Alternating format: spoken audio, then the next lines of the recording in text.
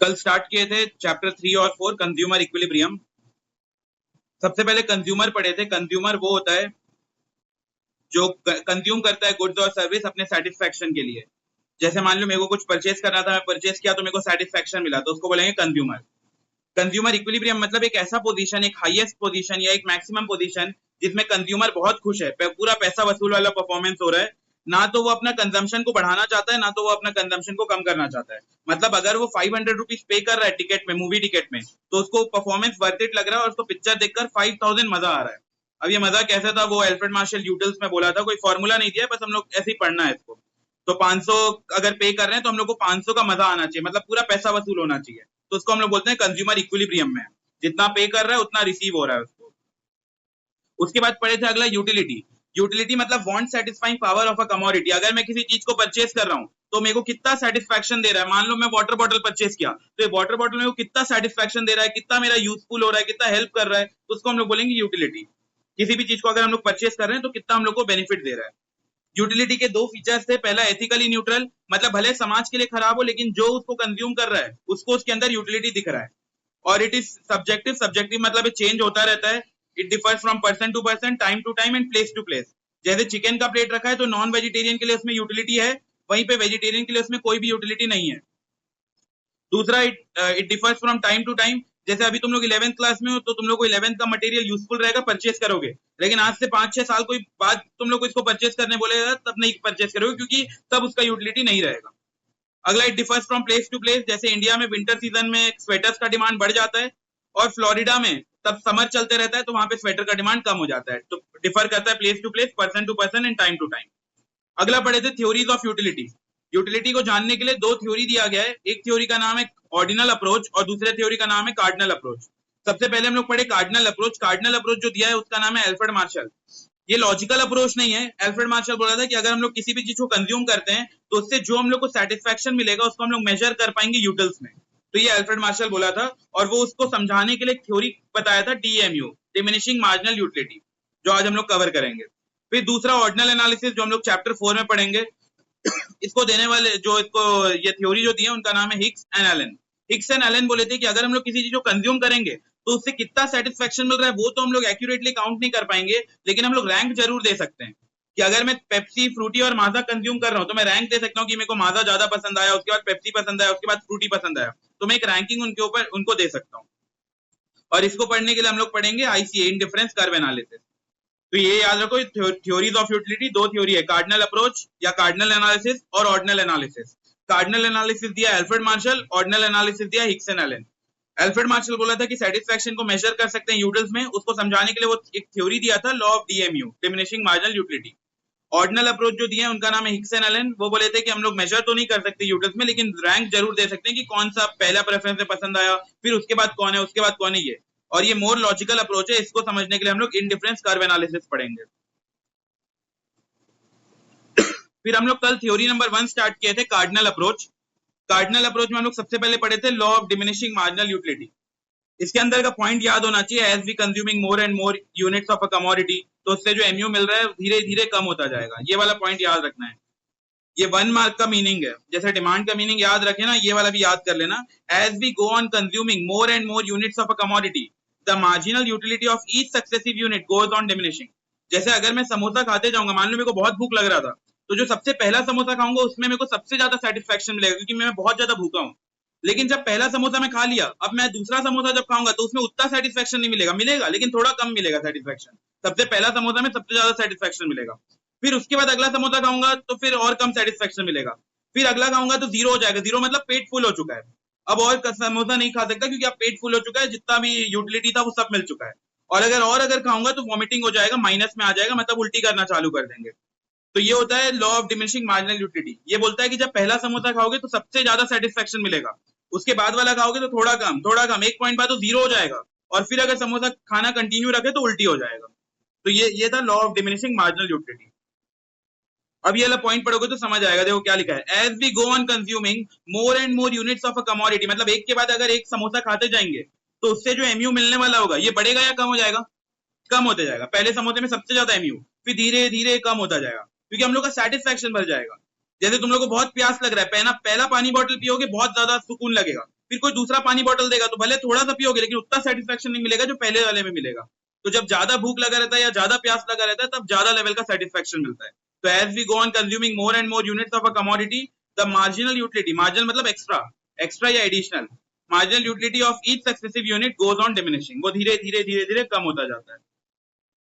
फिर इसके बाद हम लोग ये शेड्यूल बनाए थे, शेड्यूल में था यूनिट्स, टीयू टोटल यूटिलिटी और एमयू मार्जिनल यूटिलिटी, 1 2 3 4 5 ऐसा लिख देंगे 6 तक, फिर 20 36 46 50 50 और 4। याद रखना है एमयू जो आएगा सबसे पहले ज्यादा होना चाहिए, फिर धीरे धीरे कम होना चाहिए, एक पॉइंट में 0 होना चाहिए। 0 होने के लिए क्या कर दो, कोई सा भी दो नंबर को सेम रख लो, 40 40 30 30 कुछ भी ऐसा रख लो जो सेम आ जाए, और उसके बाद वाला कुछ ऐसा नंबर रख लो जो माइनस कर दे उसको, मतलब 50 है तो 50 से कम वाला रख लो, 49 48 ये रख लो, तो आंसर बस माइनस में आना चाहिए। तो ये रट्टा मारने का जरूरत नहीं है कि टीयू 20 है 36 ऐसा नहीं, बस तुम लोग इतना को स्टार्टिंग में बढ़ना चाहिए, फिर एक पॉइंट में वो 0 होना चाहिए और फिर वो एक नेगेटिव में आना है फिगर। तो अब वो तुम लोग कोई सा वैल्यू लेके कर सकते हो। एग्जाम में अगर आया कि डीएमयू बताना है, 4 नंबर का मार्क्स, 4 नंबर का क्वेश्चन आता है, तो पहले हम लोग मीनिंग बताएंगे, as we go on consuming more and more units of a commodity the marginal utility deriving from each successive unit goes on declining या डिमिनिशिंग, वो धीरे धीरे कम होता जाएगा। ये मीनिंग बताने के बाद अगला हम लोग शेड्यूल बनाएंगे, ये वाला शेड्यूल, और उसके बाद तीसरा हम लोग अभी ग्राफ समझे, कल ग्राफ नहीं किए थे ना, हाँ तो अभी हम लोग ग्राफ करेंगे। तो ये तीनों जब करोगे तब तुम लोग को 3 4 नंबर जितने का भी क्वेश्चन रहेगा वो मिल पाएगा। सिर्फ मीनिंग याद करने से नहीं होगा, इसमें तुम लोग को ये शेड्यूल और ग्राफ दोनों करना है।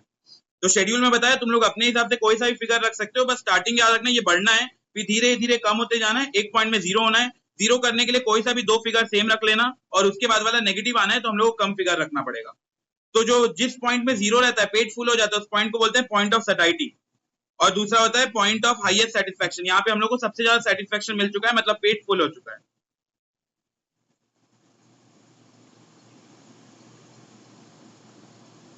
ठीक, अब अगला लिखो assumption, assumptions of law of DMU।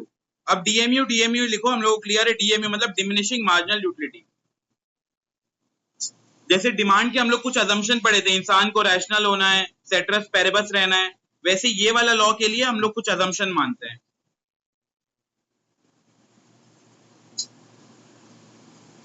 तो हेडिंग डाल दो assumption of law of demand, diminishing marginal utility, assumption of law of diminishing marginal utility, उसको शॉर्ट में DMU बोलते हैं।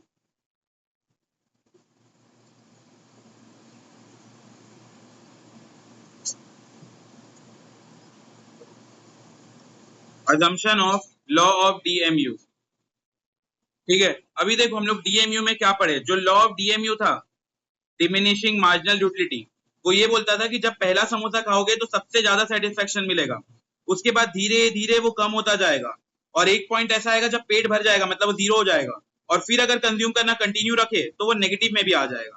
तो ये बोलता था लॉ ऑफ DMU। अब हम लोग कुछ assumption पढ़ रहे हैं कि कब कब ये सही प्रूव होगा, क्या क्या अज्यूम करेंगे जब ये सही रहेगा।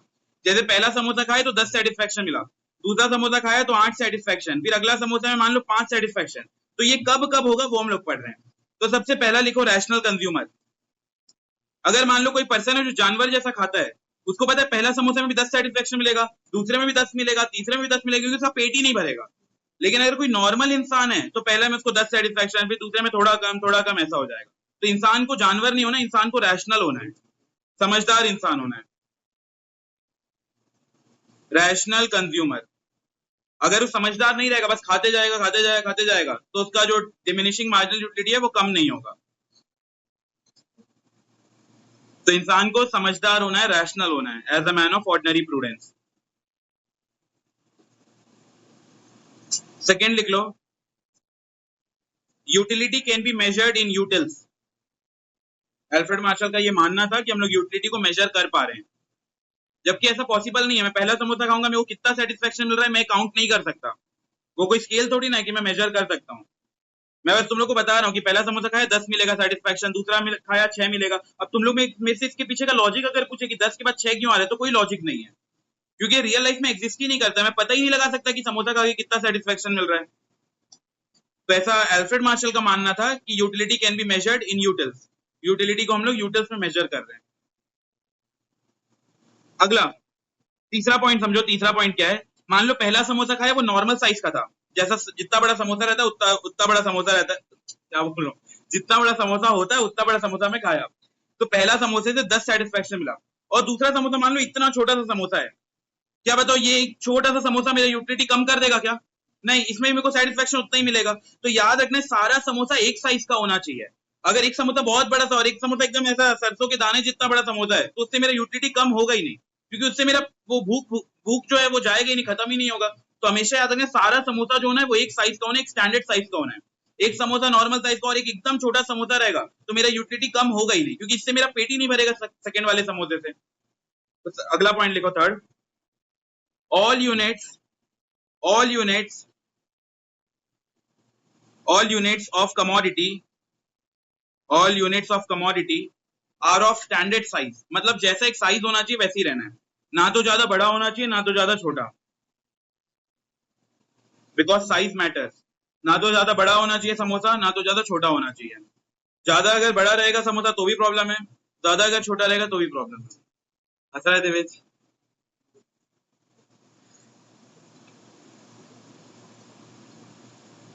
all units of a commodity are of standard size, सब कुछ स्टैंडर्ड साइज का होना चाहिए।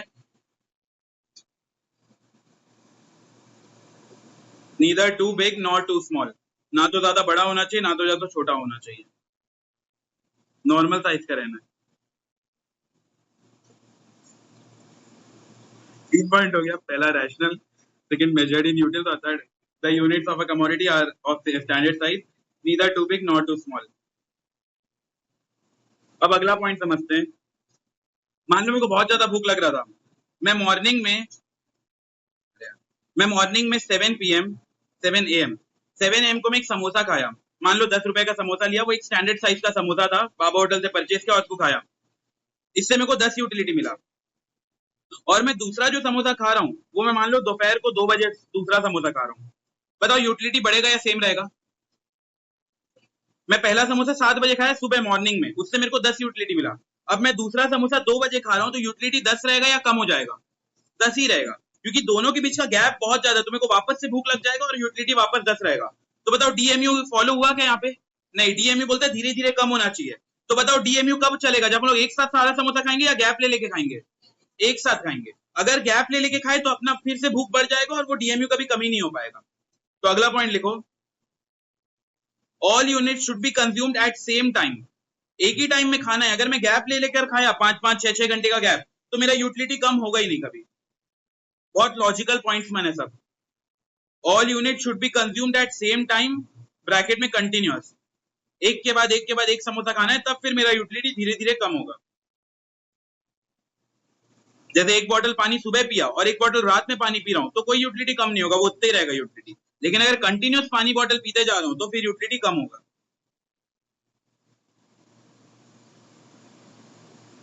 और अगला फिफ्थ पॉइंट, समोसा एकदम standard means in the sense अंदर आलू ही भरा रहना है, खाली नहीं रहना है समोसा। जैसा पहला समोसा था आलू भरा हुआ था, दूसरा समोसे में भी उतना ही क्वांटिटी का आलू भरा हुआ होना चाहिए, सब होमोजीनस रहना है। तो all units of a commodity are homogeneous, एक ही जैसा रहना है, अंदर आलू ही भरा हुआ होना चाहिए, same quality. All units of a commodity are homogeneous, हम लोग ये अज्यूम करते हैं कि सारा समोसे का जो कमोडिटी रहेगा वो सब कुछ एक जैसी होना है पूरा, उसके अंदर बस शेप नहीं, साइज नहीं, उसके अंदर का जो कंटेंट है वो भी सेम रहना है। All units of a commodity are homogeneous, bracket में लो सेम क्वालिटी। तो ये हम लोग 5 अजम्पशन मानते हैं, तब जाके law of diminishing marginal utility correct होता है। अगर इसमें से एक भी कोई हट गया तो वो law of diminishing marginal utility follow नहीं हो पाएगा। रैशनल कंज्यूमर मतलब इंसान को समझदार होना है। कोई जानवर जैसा खाता होगा तो उसको पहले समोसे से भी 10 यूटिलिटी मिलेगा, दूसरे से भी 10 मिलेगा, तीसरे से भी 10 मिलेगा। तो इंसान को समझदार होना है। सेकंड, हम लोग यूटिलिटी को मेजर कर सकते हैं यूटिल्स में। यूटिल्स रियल लाइफ में एग्जिस्ट नहीं करता, ये सब उसका मनगढ़ंत कहानी था वो एल्फ्रेड मार्शल का। और सारा जो कमोडिटी है वो स्टैंडर्ड साइज का होना चाहिए, ना तो ज्यादा बड़ा ना तो ज्यादा छोटा होना चाहिए। All unit should be consumed at same time, एक ही समय में सारा यूनिट कंज्यूम करना है, कंटिन्यूअस कंज्यूम करना है। अगर गैप ले लेकर समोसा खाएंगे तो हम लोग का यूटिलिटी कभी कम होगा ही नहीं। और सारा जो कमोडिटी है वो होमोजीनस होना चाहिए, मतलब अंदर से भी सेम क्वालिटी का होना चाहिए। अगला हेडिंग लिखो ग्राफ। अगला हेडिंग ग्राफ, और ग्राफ के बाद ये बनाओ पॉइंट, दोनों एक के नीचे एक बनेगा। और अगर किसी को दोनों एक के नीचे एक नहीं बनाना तो दूसरा अल्टरनेटिव भी है, एक ही डायग्राम बनाओ और उसी में ये वाला पॉइंट को ऐसे कट कर दो। बस ये याद रखना ये दोनों एक साथ मैच होना चाहिए। तो दोनों में से कुछ भी कर सकते हो, या तो अलग से बना के दिखा दो नीचे, या तो उसी में ऐड कर लो, दोनों चलेगा।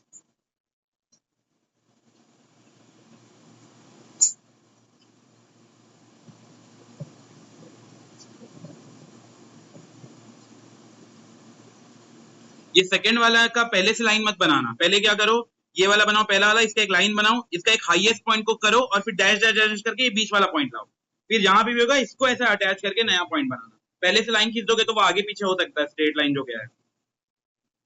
पहले ये जो रेड कलर का मैं कर रहा हूँ वो वाला बना लो, इसमें एक हाईएस्ट पॉइंट देखो, सबसे हाईएस्ट जो होगा, और उससे डैश डैश करके नीचे लाओ, ये एक पॉइंट में टच करो और इसके बाद ये लाइन खींचो। और वो नहीं करना तो यहाँ से इतना तक पॉइंट लाओ डैश डैश करके यहाँ तक, और फिर यहाँ से पॉइंट कर दो। तो ये एक डायग्राम में बनाना है तो ऐसा बना लो, नहीं तो दोनों कर लो, दोनों का ही सेम मार्क्स मिलेगा, इसमें कोई मार्क्स नहीं कटेगा।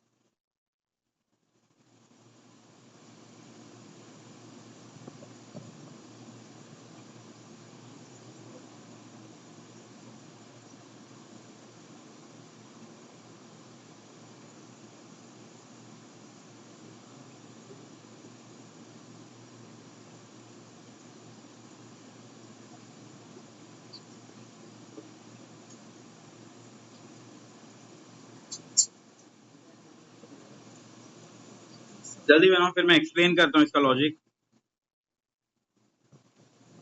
और इको में जितना भी डायग्राम बनेगा सबके पीछे रियल लाइफ का लॉजिक है, तो बिना लॉजिक का मत याद करना, उसमें फिर प्रॉब्लम हो जाएगा।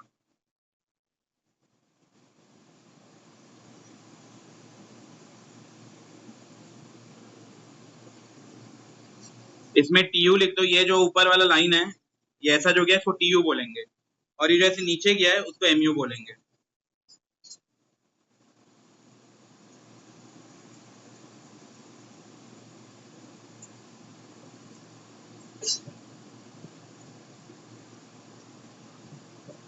ठीक, अभी जो शेड्यूल हम लोग बनाए थे कल, ये बन गया सबका डायग्राम। ठीक, अभी जरा देखो जो हम लोग कल शेड्यूल बनाए थे उस पे आ जाओ, ये शेड्यूल का ही वो काम है उधर। देखो अगर तुम लोग शेड्यूल में चेक करो एमयू, एमयू क्या होता है, धीरे धीरे कम होते रहते हैं, क्योंकि जैसे जैसे समोसा मैं खाते जाता हूँ तो उससे जो एमयू मिल रहा है, एडिशनल यूटिलिटी मिल रहा है, वो धीरे धीरे कम होता है। तो सबसे पहले चालू हुआ 20 से, फिर 16, 10, 4, एक पॉइंट में वो 0 हो गया, और फिर एक पॉइंट में वो माइनस हो गया। तो अगर ये डायग्राम चेक करो, यहाँ पे देखो मान लो 20 है, फिर 16, फिर 14, ऐसा करके जो भी एक पॉइंट में यहाँ पे आके वो 0 हुआ, और फिर वहां पे आके नेगेटिव हो गया। तो नीचे जो हम लोग डायग्राम दिखा रहे हैं वो एमयू को दिखा रहे हैं कि पहले ज्यादा था, फिर जैसे जैसे समोसा खाते गए वो कम होते गया।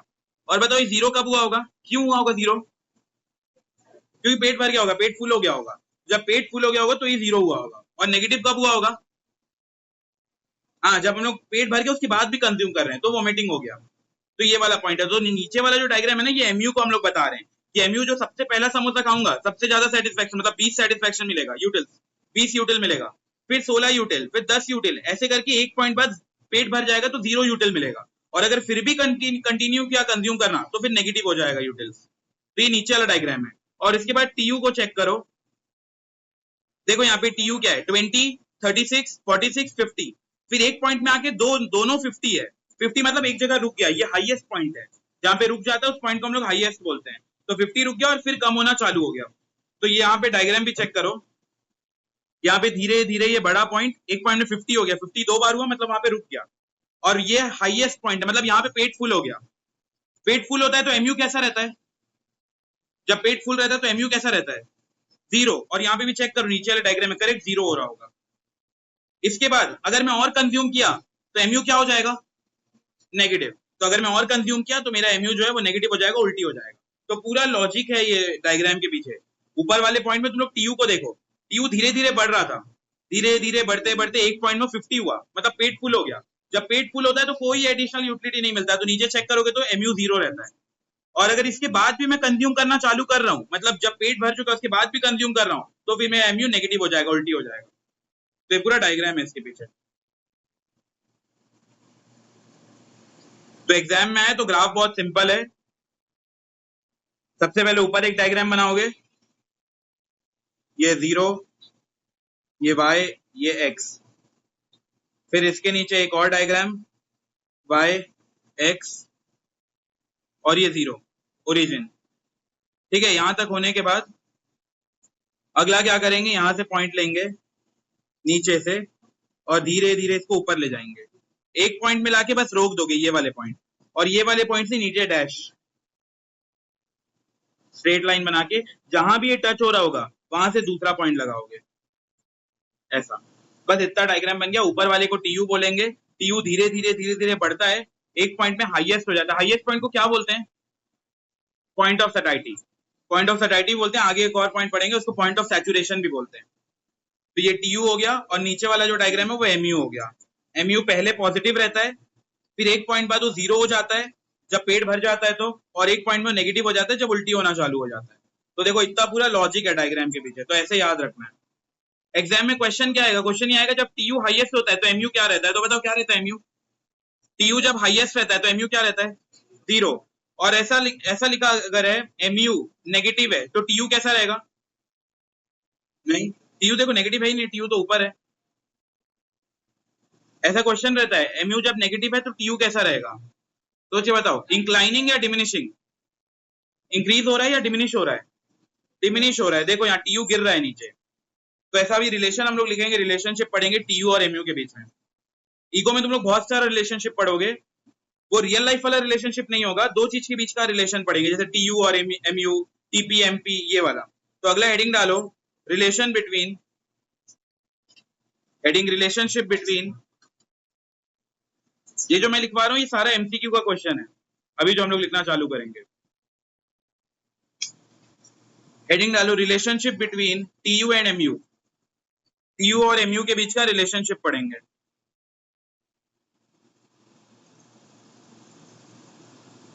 सबको ये डायग्राम आया ना समझ में? ये बिना देखे भी बनाने आना चाहिए, बहुत सिंपल डायग्राम है। सबसे पहले ऊपर वाला टीयू रहेगा, टीयू ऐसे नीचे से ले जाओगे, ऊपर एक हाईएस्ट पॉइंट में रोक दोगे और फिर नीचे करोगे, बस इतने में लाके छोड़ दोगे। फिर जो हाईएस्ट पॉइंट होगा उससे एक स्ट्रेट लाइन नीचे बनाओगे, डैश डैश डैश करके ये वाले पॉइंट में लगाओगे, और यहाँ एक नया पॉइंट बनाओगे, इसको बोल दोगे एमयू। तो अब हम लोग यही डिस्कस करने वाले हैं। तो टीयू स्टार्ट किससे होता है? टीयू स्टार्ट किससे होता है? हाईएस्ट पॉइंट से स्टार्ट होता है या ओरिजिन से स्टार्ट होता है?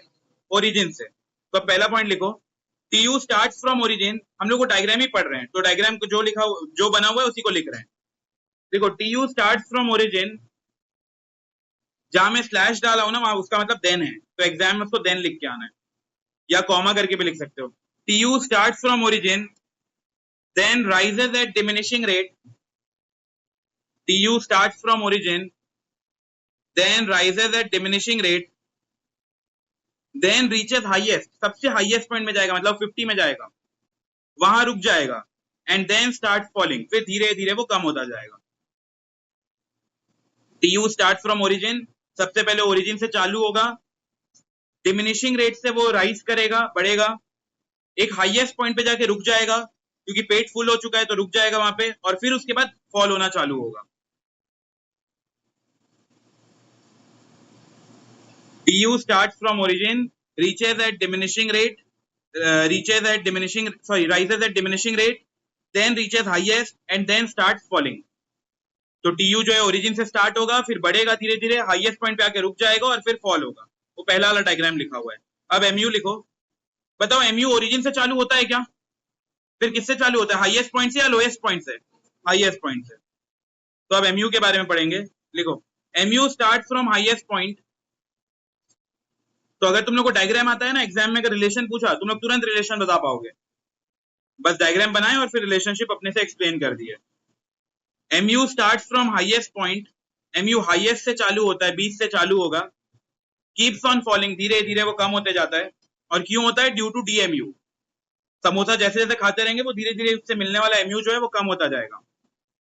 देन बिकम 0, फिर एक पॉइंट बाद तो 0 हो जाता है, मतलब पेट भर गया, तो उससे कोई एमयू नहीं मिलेगा।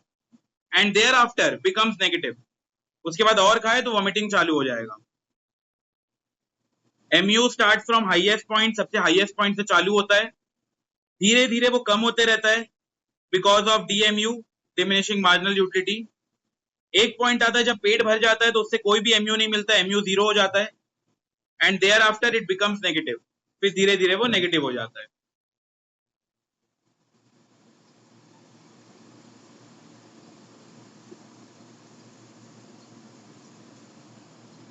तो पहले पॉइंट में हम लोग टीयू को समझाए, टीयू का पूरा डायग्राम समझाए। सेकंड में हम लोग एमयू का डायग्राम समझाए कि एमयू जो है स्टार्ट होता है हाईएस्ट पॉइंट से, धीरे धीरे वो कम होता रहता है डीएमयू के वजह से, फिर वो 0 हो जाता है और उसके बाद वो नेगेटिव हो जाता है। अब अगला बताओ, जब टीयू राइज कर रहा है, टीयू जब राइज कर रहा है तो एमयू क्या हो रहा है, देख के बताओ। टीयू जब बढ़ रहा है तो एमयू क्या हो रहा है, फॉल हो रहा है। तो अगला पॉइंट लिखो, when TU rises, when TU rises at diminishing rate, MU is falling। MU गिर रहा है लेकिन MU पॉजिटिव है या नेगेटिव है, पॉजिटिव है। when TU rises at diminishing rate, MU is falling but positive। MU गिर तो रहा है लेकिन पॉजिटिव है क्योंकि अभी पेट भरा नहीं है।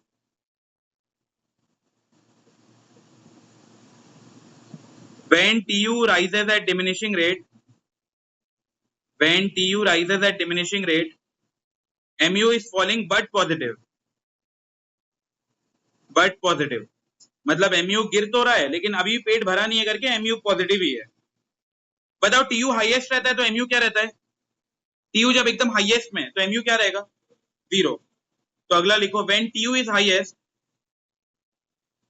when TU is highest, MU is 0।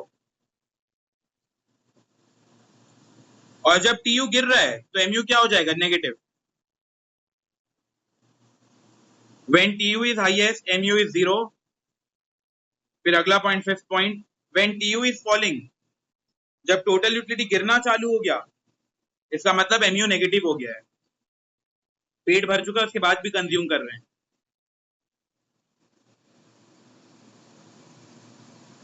अगला लिखा है MU curve is the slope of TU curve, मतलब TU में जो चेंज आ रहा है वो MU के वजह से आ रहा है। TU जो ऐसा ऊपर जा रहा है, TU जो नीचे हो रहा है, वो क्यों हो रहा है, MU के वजह से हो रहा है। तो MU curve is the slope of TU curve, bracket में लिख लो, TU में जो भी चेंज आ रहा है वो MU के वजह से हो रहा है। इसका मतलब है MU curve is the slope of TU curve का मतलब है TU में जो भी चेंज आ रहा है वो MU के वजह से आ रहा है। TU कर्व जो ऊपर जा रहा है, रुक रहा है, नीचे आ रहा है, वो सब कुछ MU के वजह से हो रहा है। TU curve is the slope, MU curve is the slope of TU curve, मतलब TU में जो चेंज आ रहा है वो MU के वजह से आ रहा है। फिर 7th पॉइंट लिखो, हाईएस्ट पॉइंट को मतलब जहां पेट भर जाता है, highest point of TU is called saturation point. इसको सैचुरेशन भी बोलते हैं और पॉइंट ऑफ सटाइटी भी बोलते हैं। जब पेट एकदम फुल रहता है उसको बोलते हैं हाईएस्ट पॉइंट, सटाइटी और saturation. Highest point of TU is called saturation point और इसको पॉइंट ऑफ सटाइटी भी बोलते हैं।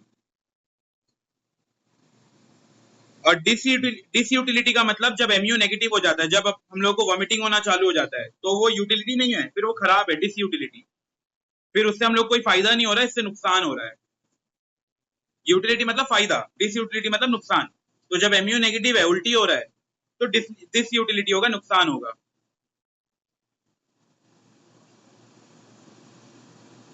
तो ये टोटल 8 पॉइंट पड़े और अपना DMU यहाँ पे खत्म हो गया। हाँ बचा है कुछ, 8 लिखा है disutility. Disutility when MU becomes negative, जब MU नेगेटिव हो जाता है तब उसको डिसयूटिलिटी बोलते हैं। ठीक है, ब्रेक लेते हैं फिर आगे कंटिन्यू करेंगे। ये वाला टॉपिक यहाँ खत्म हो गया है।